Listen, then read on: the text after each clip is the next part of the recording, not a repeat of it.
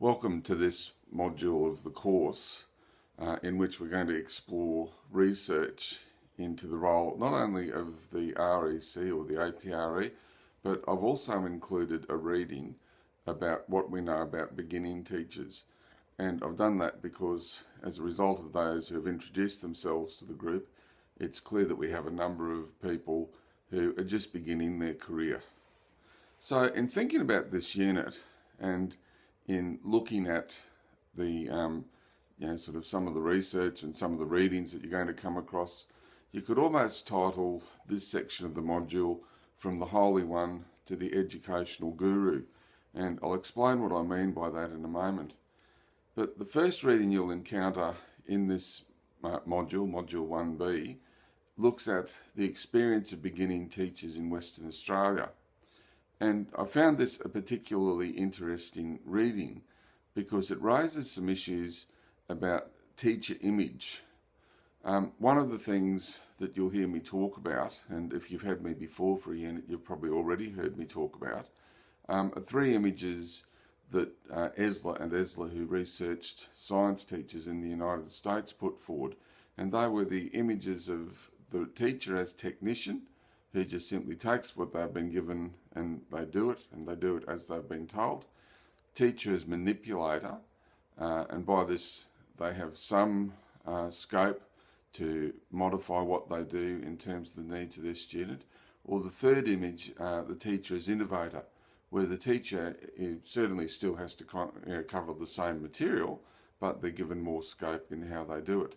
So as you read this article from Western Australia, consider those three images.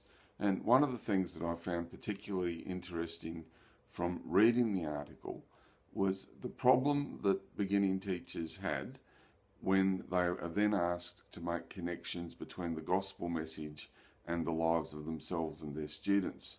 And I suggest that even as teachers become more experienced, that's quite a significant issue.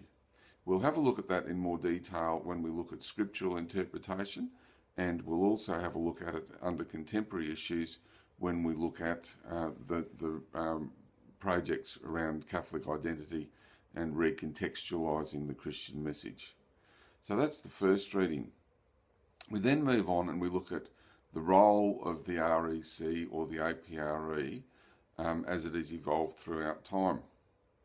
And that's where I subtitled this unit, From the Holy One to the Educational Guru, because the initial move towards RECs was a way to replace the declining presence of religious in Catholic schools. And so initially, RECs or APREs were tasked very much with the liturgical or the religious life of the school. The religion curriculum, for the most part, wasn't terribly complex. Many places followed what at the time were known as the Melbourne Guidelines, and the focus was very much liturgical and in the religious life of the school, so social justice collections, things like that. As we moved through the 1980s and into the 1990s, what began happening in education in Australia was that a number of key learning areas were developed, and Catholic education officers took a decision that religious education needed to be one of those areas.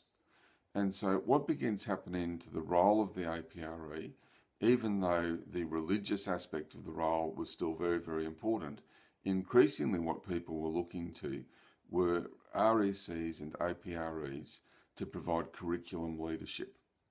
And in many ways, this is the tension of the role, that at one level, the person responsible for the coordination of RE has specific responsibilities for the religious life of the school, but increasingly they have responsibility not just for the religion curriculum, the classroom curriculum, but they are meant to engage with the other people in curriculum leadership positions to make sure that a Catholic perspective is embedded in other areas as well. And for this reason, the role of the APRE and the REC becomes very, very important.